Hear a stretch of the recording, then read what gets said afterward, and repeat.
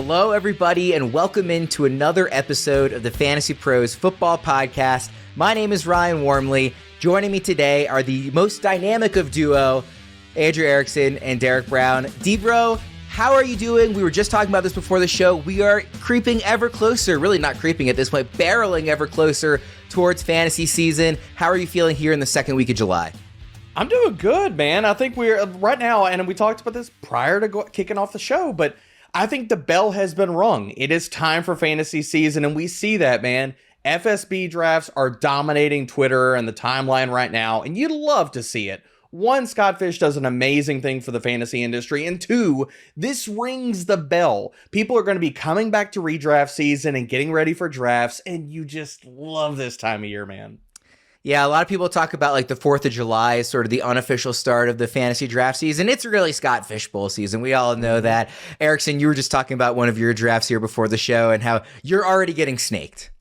Yeah, pretty much. I was looking at Justin Herbert, hoping he'd fall to me. He did not. He went number 2 overall. So I'm waiting with anticipation to make my first pick. My first official investment in a redraft team. I'm like, who am I going to go with? Is CMC going to fall to me? Don't tell Joe. I don't know.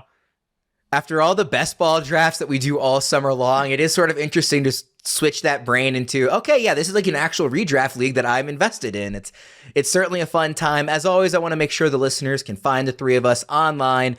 Erickson's Twitter handle is @AndrewErickson_. Dbro is @Dbro_FFB. And I can be found @Ryan Wormley, no underscore for me. And of course, we can be found everywhere online @FantasyPros. I also want to mention an awesome prize Fantasy Pros is giving away to the listeners. We've got a free signed CeeDee Lamb jersey giveaway over at fantasypros.com/contest right now. All our listeners have to do to subscribe to our YouTube channel, youtube.com/fantasypros. Take a screenshot, submit it at fantasypros.com/contest to have a chance to win. Just make sure you enter before the end of the month. We've also got tons of action going on over on the Fantasy Pros Discord server right now. Anybody can sign up at fantasypros.com/chat for some quality fantasy football discussions with your fellow fanatics. But remember, premium subscribers gain access to dozens of extra channels, including live AMAs with all of our analysts, including such luminaries as Pat Fitzmaurice, Matthew Friedman, Joey P, and of course, Dbro and Erickson. Again, that's fantasypros.com/chat for live advice and fantasy discussions with our analysts. Guys, today we are talking about sleepers at a bunch of different positions. We're going through running backs, wide receivers, quarterbacks, and tight ends all in the same episode. We were talking before the show. The term sleeper is sort of like has changed a lot over the years. It used to be guys that you could get late that could win you your league. Now we consider those more maybe breakouts or league winners.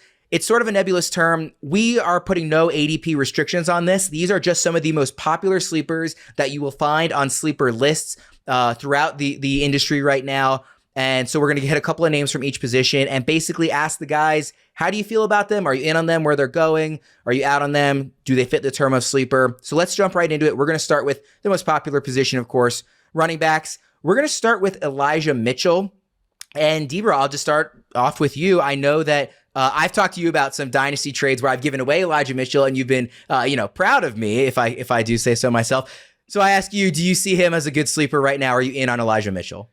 I am definitely out. I find myself only barely behind consensus. I got him at RB 26, but I just think the bottom could fall out for Elijah Mitchell this year. A lot of his production, and we always gravitate towards volume for running backs, but RB 14 last year, everything that you wanted to see for snaps. I mean, he's 3rd in opportunity share, 13th in carries and stuff. If those things don't repeat, because he didn't have the efficiency. I mean, we're literally looking at a running back that was outside the top 25 in nearly every efficiency metric that I care about. It's going to leave me with hardly any Elijah Mitchell this year. And Andrew, I know Mitchell is somebody that you are actually higher on. I believe you have him 19th. Yes. The rankings were updated. So you've got him 19th in half-point PPR. Among the running backs, what do you like more about him than Debro? Well, it's funny because he's kind of like he's probably the last dead zone running back that I actually will take. That's basically kind of how I have him tiered out. I have him ahead of like Jacobs, Montgomery, Gibson, Damian Harris, J.K. Dobbins, Zeke, because I think that he's like closer to those guys, but if I have to take one of those players, I'm taking Elijah Mitchell because it's his second year in the system. I think that he's still a talented player. He had a great opportunity last year, fourth in total carries, one of just 8 running backs to post over 1,000 rushing yards. And I know that the Shanahan scheme, the shenanigans are not great to follow. And I ultimately think that Tyrion Davis-Price is probably a guy that I like as a better value, you can basically draft him for free later on. So I think he's also a sleeper. But Elijah Mitchell, he sometimes falls enough into like the back end of like the 6th round where, I mean, when this guy's healthy, he's probably going to be the 49ers bell cow. Like, I feel pretty confident about that, but there are concerns about how his workload and how his body will hold up. He missed 6 games last year because 80% of his yards came after contact. Like, that's not going to change necessarily. I don't project him to have a huge role in the passing game. So he's someone that I think could start the season out pretty well, but maybe kind of dwindle down the stretch. Debro, how do you generally feel about running backs in an offense with a rushing quarterback? Because there's a lot of different narratives that sort of compete against each other at times. There's, well, because the quarterback is a threat, then you maybe have easier rushing lanes to go through. But then there's also the quarterback's probably not going to dump it off to you because he can scramble. You're probably going to lose out on rushing touchdowns when you're in the red zone if the quarterback can run. So when you're evaluating a running back who is in an offense, and obviously we're assuming Trey Lance, a guy who's going to run a lot, how do you evaluate running backs in those types of offenses when you're looking for sleepers and breakouts? I think it comes down to a few things. I mean, I'm looking at the context of the offense, like how high is their red zone rushing rate? But not only that, but like when you look at, say, Lamar Jackson, he doesn't run a lot inside the red zone. Now he gets rushing touchdowns, but a lot of those come outside the 20.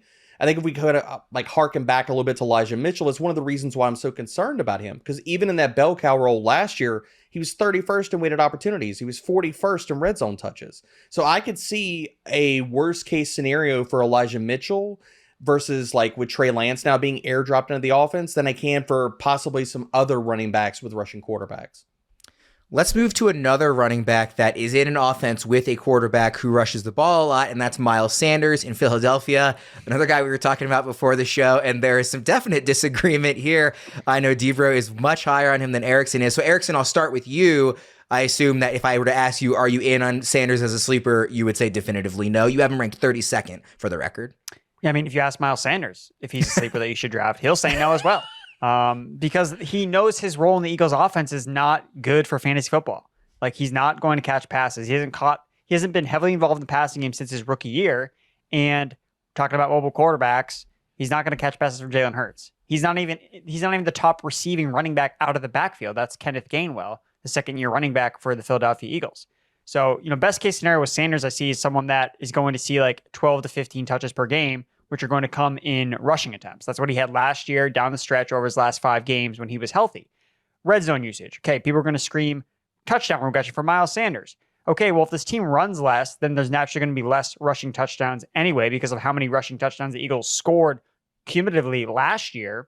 And that's considering if his role changes in the offense. Like, he has to have a red zone role to get opportunities to score touchdowns. So I just don't think that, a guy that averages 5 yards per carry, we know that volume is more important than running back efficiency. So I don't really care that Miles Sanders is efficient on the ground. He's going to be, because every Eagles running back is going to be efficient. Jordan Howard, look at his numbers last year.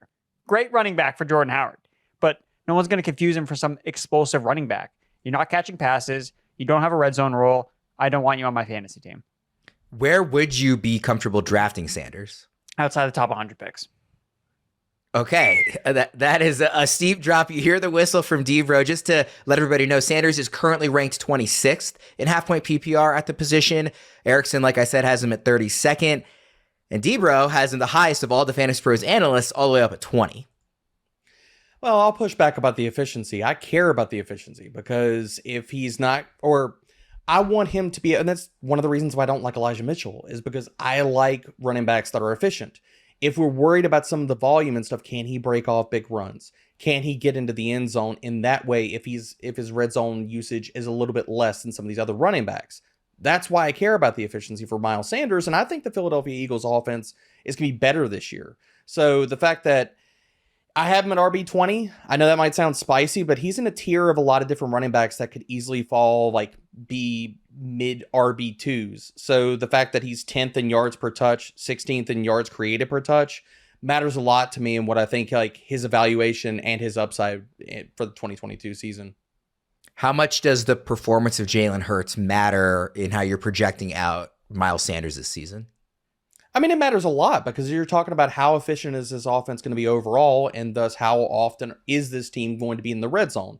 If they're in the red zone less, then obviously that's going to hurt Miles Sanders, much less the entire offense. But I've been on board with Jalen Hurts. I think the Eagles' offense is going to be fantastic this year. Let's move on to another running back here. A rookie this time, so we haven't actually seen him in the NFL play it down yet. Ken Walker on the Seahawks. Debra, I'll start with you here. I know that this is another guy that you do like more than Erickson does. Yeah, I mean, I've got Ken Walker. It's still weird to say Ken Walker. I know, Walker. I totally agree. It feels wrong. It just feels, and I'm sorry, Kenneth Walker, but we're just going to go that direction. I'm in line with consensus with, God, I just have a problem saying Ken Walker. It's just weird to me. Yeah, I'm in line with consensus. I have him at RB34. Consensus is at RB35. I'm in on him because I think that this team, one, yes, the offensive efficiency might be rough, but I think that there are paths for Walker to get this role and keep it for the entire season. I mean, I know Erickson and I are both in line, and we're in on Breece Hall. If you look at efficiency metrics, Kenneth Walker was a more efficient running back over his collegiate career than Breece Hall was. So this is more of a bet on talent and the range of outcomes that he could be the number one running back over Rashad Penny. If Walker were to become the clear number one running back in that offense, we don't know exactly what it'll look like, based on the quarterback play without Russ out there anymore. But let's assume that it'll be a baseline QB level play and Walker becomes the number one. What do you think his upside is by the time we get to like December in the season, Debra?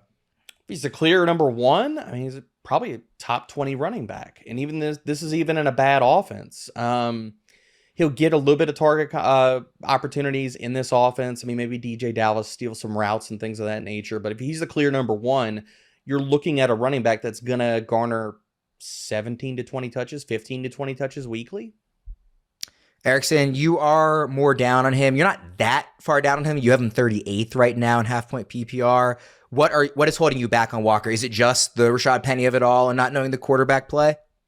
I just don't want players on bad offenses that don't project to have a role in a passing game. Like when you look at the running backs that are going higher in ADP, running backs that are able to thrive on bad offenses because they can catch passes out of the backfield and they profile in that particular role. So if the Seahawks are trailing in a bunch of their games, like, is Kenneth Walker even going to be on the field? Like, I don't know the answer to that question. So that makes me very tentative to buy into him, especially redraft, where if you draft Kenneth Walker, you're going to have to hold him on your bench the entire season. And you're going to have to wait for Rashad Penny to get hurt. You're going to have to wait for good matchups against bad teams where Seattle can actually run the football. So I get that, you're betting on talent, but there's a lot, and this is kind of goes back to the whole betting on talent, just conversation. There's a lot of talented running backs that you can bet on that you can get late. So why would I bet on Kenneth Walker when I could bet on someone like Ramondre Stevenson? I think he's talented and he's a way better situation. He's also not the starter. So that's the way I view it.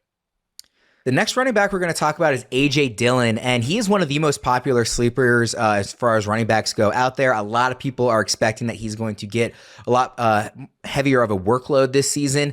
He and Aaron Jones, of course, are actually the only running back duo from the same team to both be in the top 25 of the current half-point PPR ECR rankings. So this is an offense that people are expecting to have two quality running backs out of, at least if you are believing the experts. So, Debra, I'll start with you. Are you in on A.J. Dillon? I think a lot of people are in on him, but are you in on him where he's going right now? I'm in line with consensus, and not to just sound boring, like, oh, I'm in line with everybody, but like, I think that there's opportunity for A.J. Dillon. I'm more likely to draft A.J. Dillon at his cost over Aaron Jones. Aaron Jones is going as a top 12 running back in the NFL. A top 12 running back in fantasy. And I'm more likely to pay the price and get A.J. Dillon on my teams if I'm getting exposure to this team over going with Aaron Jones, because we saw down the stretch, A.J. Dillon was the red zone back. I care about touchdowns. Erickson was talking about it. If this offense is good, and that's what this all comes down to, A.J. Dillon's going to have a lot of scoring opportunities if we think he takes a step forward. I mean, the guy was 12th in red zone touches in a part-time role last year. What kind of chance do you think there is of Dillon finishing actually ahead of Aaron Jones in terms of scoring by the end of the season? I'd say it's 50-50, and a lot of people are not putting it that close. But if the touchdowns go to A.J. Dillon and he eats into the routes that everybody pegs to all go to Aaron Jones, it easily could happen. Yeah, I was not expecting you to say 50-50. I was expecting you to say it's closer than people think, but 50-50 is a bit strong for me. I mean, I don't think it's that if you strong. look at the ranks, Aaron Jones is going way, way ahead of A.J. Dillon. Like, the consensus is telling us it's not 50-50. They're making big bets on Aaron Jones. Yeah, and I'm with you on Dillon certainly being the guy I'd rather have at cost. But I think, if I were a betting man, I would still say at the end of the day that I would expect Jones to outscore Dillon on the season just because we've seen him do it, more than once. Erickson, where would you put that percentage at? Well, let me see. Let me lay some stats on you to see if I can change your mind on how much you would bet on this. So you look at the final 8 weeks of last season. A.J. Dillon, RB6 overall in half-point scoring, 14.5 fantasy points per game, was 11th. So an RB1 over the last half of the season. Aaron Jones played 6 games versus A.J. Dillon 7 games. Averaged 11.9 fantasy points per game, which is 23rd. Basically, their ADPs are reversed based on how they finished the last 8 weeks of the regular season. Does that alter your perception whatsoever? Because really, the Aaron Jones argument is all about Devontae Adams not being there. And it's like, okay, he's going to get all these receptions. Like, that's what people are basically kind of hyping up Jones with. But without that, the red zone usage is probably going to favor Dillon. Who's going to lead the team in rushing and rushing attempts? It's probably A.J. Dillon. So with all that in mind, it's like, dude, like this guy's going to touch the ball just as many times. And Aaron Jones has to run hot when it comes to receptions and receiving. And if you do any type of prop betting, projecting running back receptions and receiving yards is very hard week to week because it's so game script dependent. If the Packers are winning in a game by 14 points, Aaron Jones is not going to have 10 targets. A.J. Dillon's going to have 25 carries. Like that's what's going to happen. So, I would not be surprised whatsoever. And I would be willing to take plus money odds to bet on A.J. Dillon to outscore Aaron Jones. So that is a telling stat. So let me ask you this. It's sort of the reverse of what we're seeing in Denver, where everybody is ranking Javonte Williams much higher than Melvin Gordon. He's the young up-and-comer. People are hoping that they're going to move on from the veteran. Why do you think people aren't doing the same thing with Green Bay? They're instead ranking that veteran still as the clear number one guy and not the exciting young up-and-comer, Erickson. That is a loaded question, and I'm not exactly sure how to handle it because that's a really good point you bring up. Why is Aaron Jones? It's probably because Aaron Jones has still, he's a little bit younger than Melvin Gordon. I think that people have already been ready to write off Melvin Gordon. It seems like we just waited so long for Aaron Jones to be the top running back that we all want him to be. So I think it's a little bit of latching on to it. But when we're having this conversation next year, it's Aaron Jones is dust, free A.J. Dillon, that'll probably be pretty strong narratives coming out of next year's fantasies. So I think it's a really good question.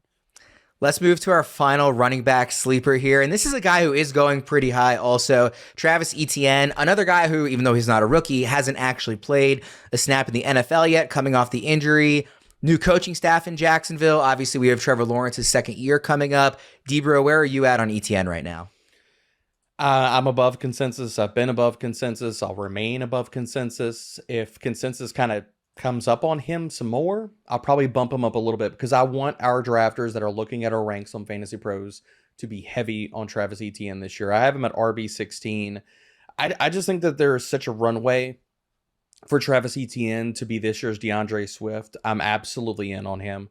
If you look at Erickson's talking about targets, I think that he can garner a ton of targets this year. And we know Peterson will run near the goal line. If James Robinson's not going to be a big part of this offense, then Travis Etienne's going to eat in all facets. Erickson, you are also above consensus on Etienne. You have him 18th right now. He's 21st ranked according to ECR. How high would you be willing to take him? In what round are you looking to take Etienne in your drafts? I think round 3 is where, if you want to get him and be aggressive on him, I think that's the bullish round to go after Etienne. Obviously, you want to try to get guys as late as possible. So round 4 is probably more of the sweet spot. But a full point PPR, I don't really hate taking him in round 3. I think that Debro hit on all the points where you're getting a guy who has the potential to be the best player in his offense. That matters a lot, and that's what it was at Clemson. he was the best player on offense. That's why he touched the ball all the freaking time. And he has chemistry built in with Trevor Lawrence already. So there's some familiarity there. You have James Robinson coming off an injury. So there should be volume for Travis Etienne. I mean, the only reason, let's think if he had played one game last year, and let's say he scored like 25 fantasy points, he had like 6 or 7 catches somehow in the Urban Meyer offense, then he'd probably be a second round pick no matter what, because that's what it was like when Dalvin Cook flashed as a rookie for 4 games. And then he was a second round pick next year, even though he was coming off a torn or a season long injury. But because we didn't see him at all, that's why he's in the 3rd, 4th round, which is, the quote unquote RB dead zone. So for perspective on Etienne, I think that if you look at Miles Sanders' rookie year, when he actually was involved in the passing game, he was the RB 15 with the 53% snap share in Doug Peterson's offense.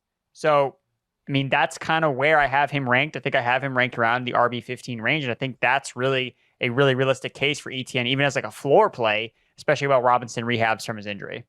So let's stick with the Jaguars as we move to our quarterback sleepers, because on that list is Trevor Lawrence going into his 2nd season. We've seen it a bunch of times before, second-year quarterbacks breaking out in a major way and becoming MVP level players. I don't know if we're necessarily expecting that from Lawrence, but he is on a lot of sleeper lists this year. How high of a ceiling do you see for this offense overall in Jacksonville, D-Bro? I don't. I'm not. I don't want to heavily invest in this offense, and I think when you're looking at from a macro perspective, Lawrence soaking up and basically being the spearhead for the offense, I'm more just likely just going to just pick apart pieces of this offense because I don't like the offensive complexion overall. I am much lower on Trevor Lawrence than consensus. I have him at QB 25, and I think that you're really looking at probably a ceiling of Trevor Lawrence being a mid QB2. He was just, everybody wants to put this all on Urban Meyer and say that, okay, well, he was bad last year. He was terrible last year. He wasn't just bad. He was legitimately horrible last year. 44 quarterbacks with 100 more dropbacks, 36th in PFF grade, 34th in adjusted completion rate. And now you've got an offense that outside of Etienne and maybe Christian Kirk, we got the Jones brothers, we got Evan Engram, we've got Visca, Treadwell. Like, these are not sexy parts and pieces of this offense. These are not going to help elevate Lawrence to this upper echelon or where they want to believe in him. So, no, I'm out on Trevor Lawrence. Erickson, you are more in line with consensus here. Lawrence is currently ranked 18th by the experts. You have him 19th, so just one behind there. So let me ask you, since you are the one who's higher on both Etienne and Lawrence combined and sort of the upside of this Jacksonville offense, who do you like better relative at their position as a sleeper, Etienne amongst the running backs or Lawrence amongst the quarterbacks? Definitely like the pieces of the Jaguars offense. I like Etienne. I like Christian Kirk, who's going outside the top 40 wide receivers a lot in terms of like best ball drafts, because the reason that I think Lawrence, they're going to pass the ball a lot in this offense. It makes sense based on what Doug Peterson has done during his tenure with the Eagles. He only had one season where he finished outside the top 10 in passing attempts. You figure the Jaguars are probably going to be a team that's still going to lose a bunch of games. Their defense is still, rolling out new players. So I don't expect them to be, running the gun and being up big on these teams to be able to run the football. Like, that's why Etienne works, because he's going to be involved in the passing game as a running back. So he doesn't necessarily need a lot of rushing attempts to really get there for fantasy. So you have to bet on efficiency. And that's kind of the trap sometimes people fall in with these quarterback sleepers is, again, not valuing the rushing enough and overvaluing like, oh, well, they're going to throw the ball a ton. It's like the Jaguars threw a ton last year too, and they sucked because you didn't have efficiency. Like, you need touchdowns. So even though I expect Lawrence to take a step forward in terms of efficiency just by natural regression, addition by subtraction of Urban Meyer in the offense, how much does that actually get him to being, is he going to be a top 15 quarterback? Probably not. Like, he's going to have to run hot with touchdowns, and just based on who he has throwing him the ball, like, he has betas. Like, he doesn't have any alpha receivers on his team. So to expect him to go out, oh, he's going to throw for 40 touchdowns. It's like, dude, like, there are guys that throw for 40 touchdowns. Stafford threw for 40 touchdowns last year and was barely a quarterback one because he didn't have the rushing. So those are just the kind of things to keep in mind where, yeah, Lawrence can improve dramatically, but what that means for fantasy is really more of like a back-end QB2. One quarterback who is going to rush that is also on this sleeper list is Trey Lance, who we've mentioned earlier in the show. And you guys are both a higher than consensus on Lance right now. Debro has him 12th. Erickson has him 9th. He's ranked 13th. So because you guys are higher than consensus on him, the answer to this question is probably obvious. But Debro, I'll ask you, are we jumping the gun a little too much on Trey Lance as a borderline QB1 already? Nope. I look at Trey Lance the exact same way that I looked at Jalen Hurts and relative to the floor. As long as he's playing and we're not projecting injuries, the rushing equity is going to keep him inside the top 12 to 15 quarterbacks. I think top 12, as long as he is active. And we saw this last year, guys. 2 games started, 12 rushing attempts per game, 60 yards per game. That's all we needed to see. And we know he's going to push the ball down the field. We saw that in ADOT. So no, I think we're perfectly in lockstep where we should be evaluating Trey Lance. Erickson, you've got him at 9th, like I mentioned. Make the case for Lance as a top 10 quarterback right now.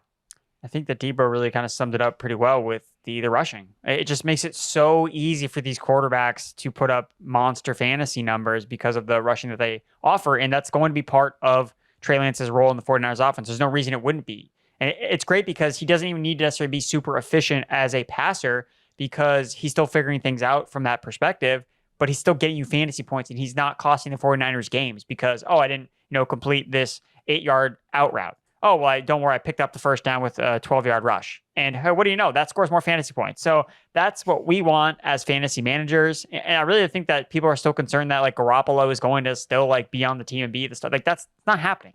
Like they traded up for him. If Garoppolo era is over, like the minute that he's healthy and that if someone goes down, like he's out the door. So I think that people need to just kind of get over the Garoppolo thing and accept the fact that Trey Lance is going to smash this year because he is basically what you in a lab build a perfect fantasy football quarterback. Oh, who steps out? Hey, Trey Lance. Erickson, have you, but hold on. Haven't you heard that Trey Lance supposedly has arm fatigue? Yeah, dude, that means he's going to run more already. His arm, yeah, because he's too busy putting all of his weight on my fantasy football teams on my roster.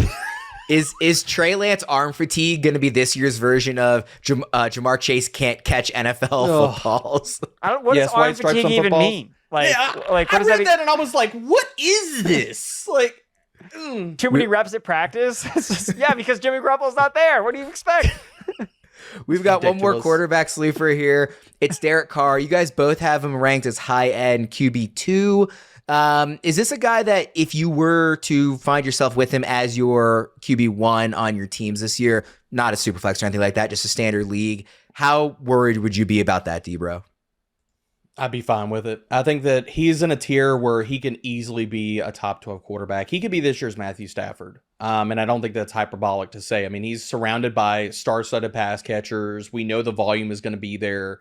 And for Carr, the biggest reason to be bullish on him is the touchdown regression. I mean, 42 quarterbacks, 100 or more attempts. Carr was 27th in passing touchdown rate.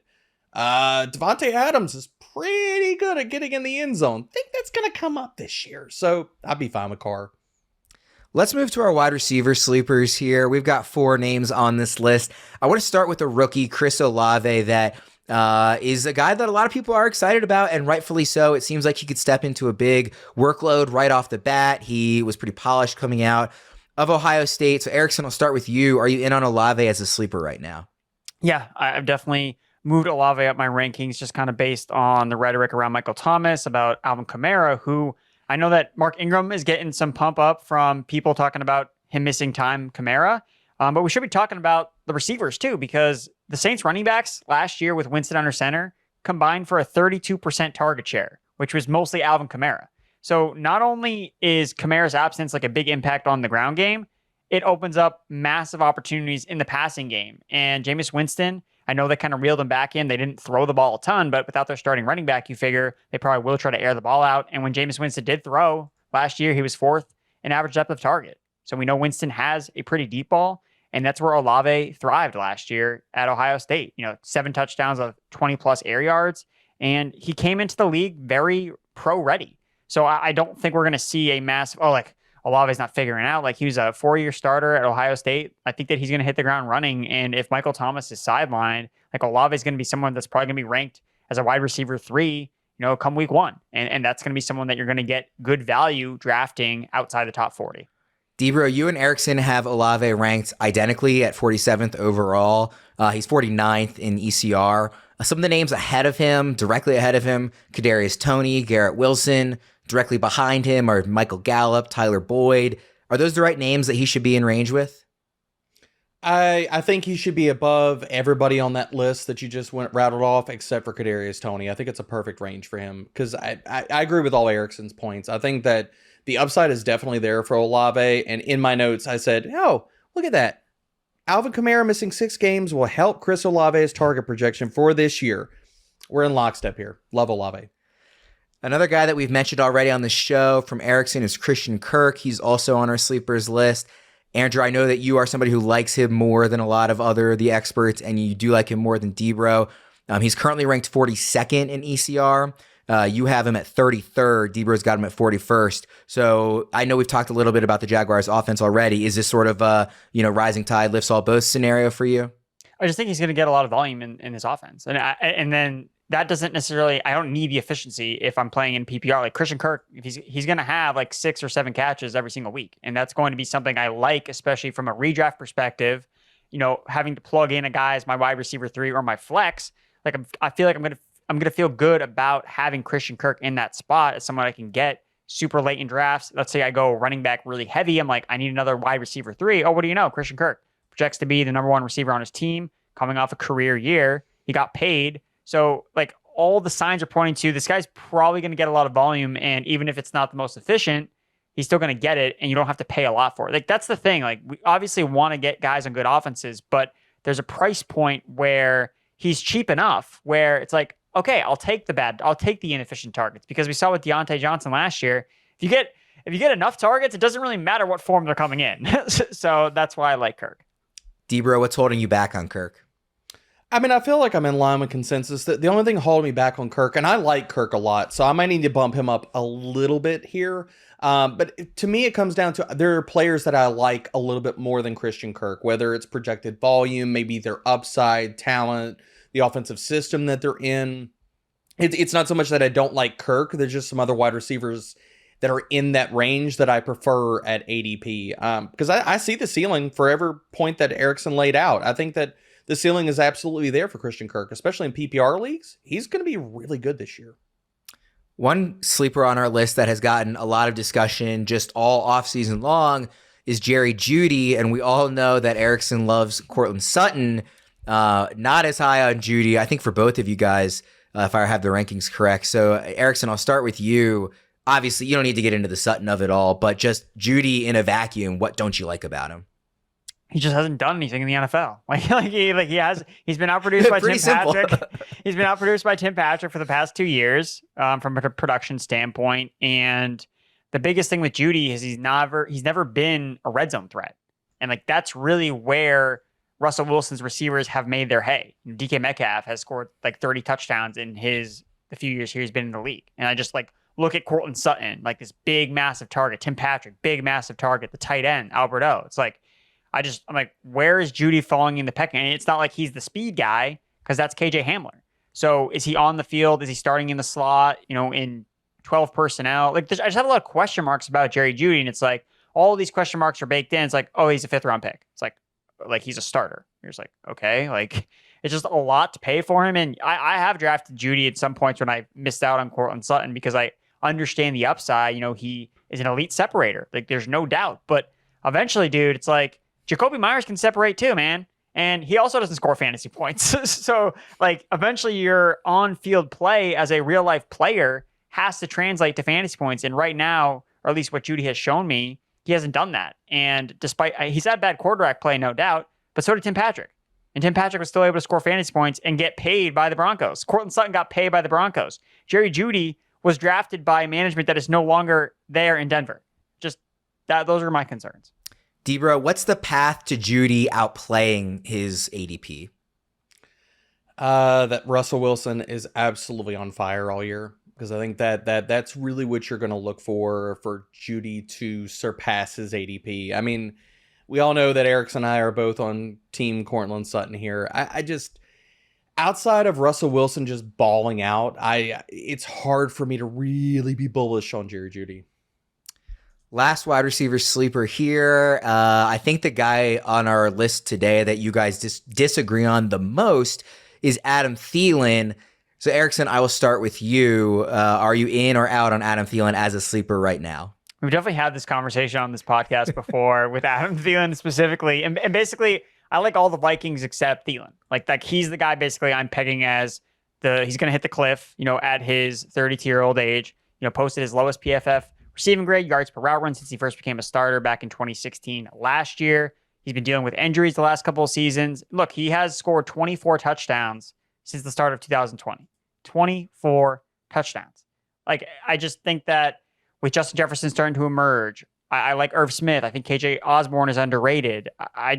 Look, Thielen is going to Dolly. He's definitely going to burn me week one. I know it. I know he's going to go out. He's going to catch 2 touchdowns and be like, Erickson, like, you told me to fade Thielen. I was like, guys, like, this is not going to last all year. By week 8, the dude is going to be dust. That's why I kept saying to tell people to not draft Emmanuel Sanders last year, not pick him off the waiver wire, because he's going to fall off. And yeah, Thielen could start the season out hot. I could totally see that. But when it all matters at the end, I don't think he's going to be there because he's an older receiver. And this is where we start to see things kind of start to falter with these guys. So that's kind of why I'm out in Thielen. Yeah, usually when you think of sleepers, you think of the young up-and-comer, the guy who has yet to break out. For Thielen, it's just sort of that boring veteran.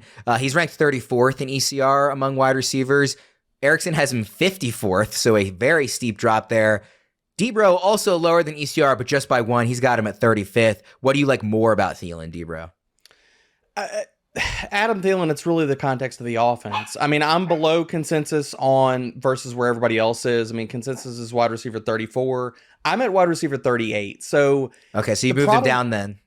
I moved him down. And the thing about it, I look at Adam Thielen the same way that I looked at Robert Woods last year.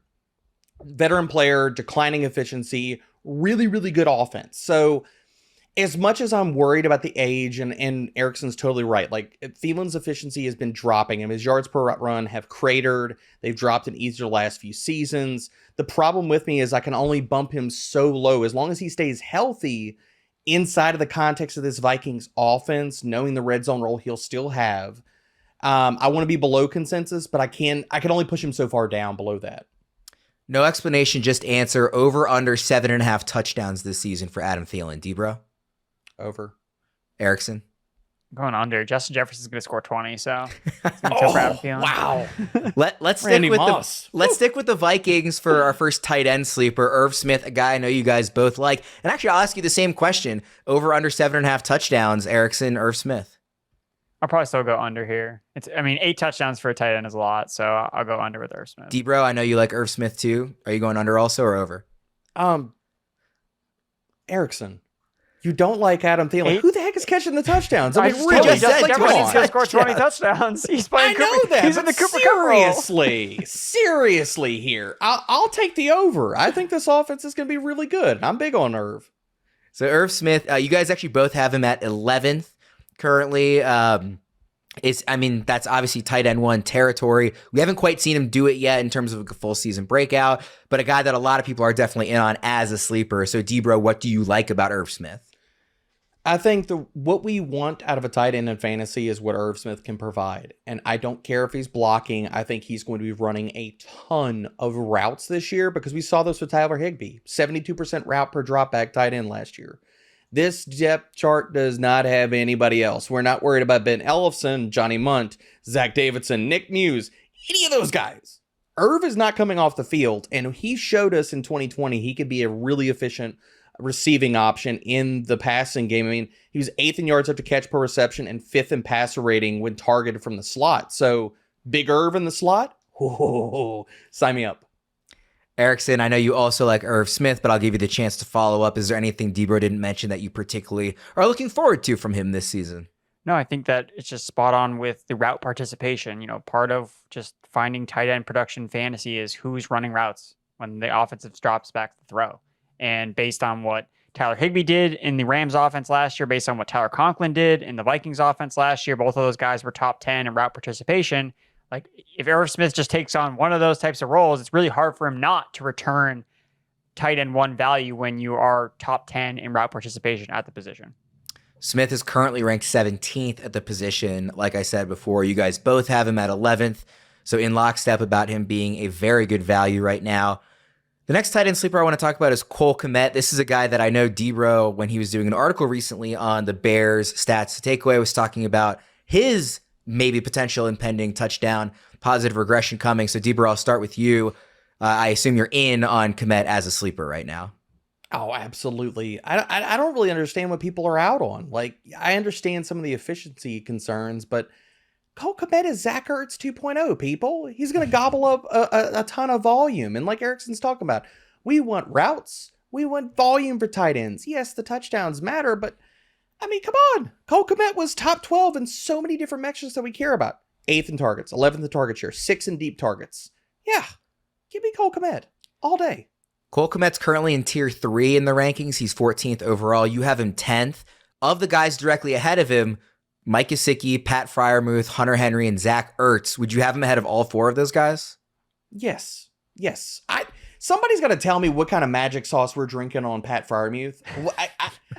I do not understand it. We talked about this on our last episode, so go back and check that out.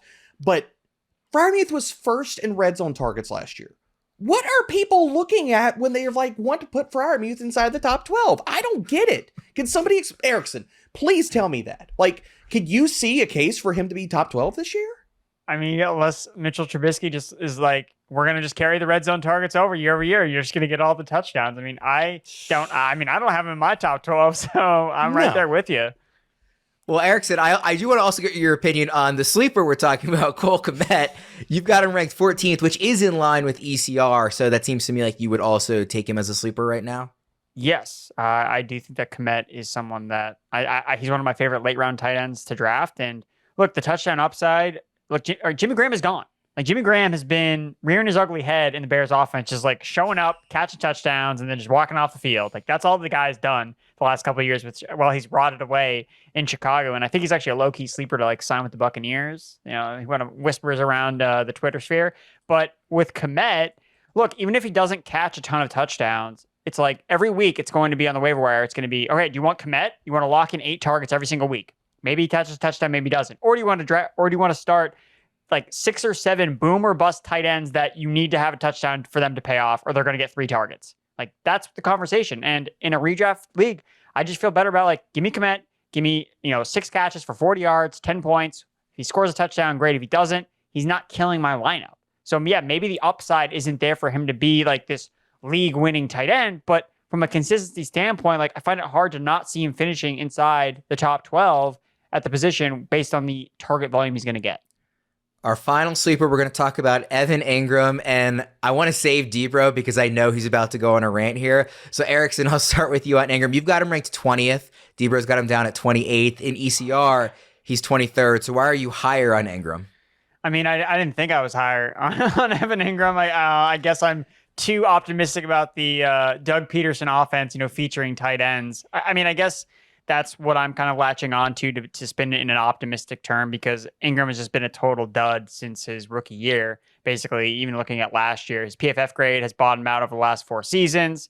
Last year, his target rate per route run was abysmal, 14%, despite the fact that the Giants had no healthy wide receivers, and Evan Engram still wasn't able to produce. So yeah, it sounds weird to be talking positively about Evan Engram as the guy highest on him, but really it's, hey, you're hoping a brand new offense, maybe he can recapture his rookie season, which you can't just totally forget about. The fact that he was a legitimate tight end 1 at one point does matter, and it's still in his range of outcomes, admittedly very, very small range of outcomes. And even with Doug Peterson, it's yes, but Doug Peterson also featured 2 tight ends. And as long as Dan Arnold is on the team still, it's look, I mean, yes, will I draft Evan Engram and hold him on my bench and see how things play out week 1? Okay.